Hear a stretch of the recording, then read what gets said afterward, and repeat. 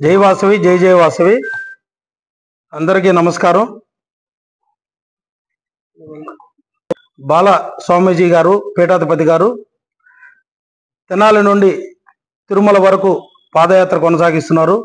అందులో భాగంగా కావలికి 24వ తేదీ ఉదయం 10:30కు విచ్చేయుచున్నారు. ఒక కార్యక్రమం కావలి బృందావన కాలనీ కళ్యాణ మండపంలో జరుగుతున్నది.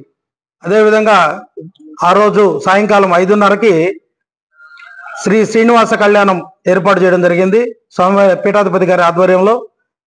అదేవిధంగా దానికి సంబంధించి కావలి నియోజకవర్గ ప్రజలు, కావలి పట్టణ ప్రజలు కుటుంబ సమేతంగా అందరూ విచ్చేసి తీర్థ ప్రసాదాలు స్వీకరించవలసిందిగా కోరుచున్నాం.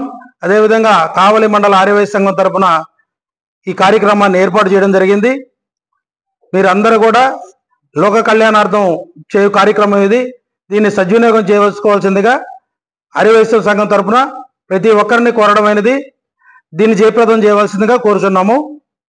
జై వాసవి, జై జై వాసవి.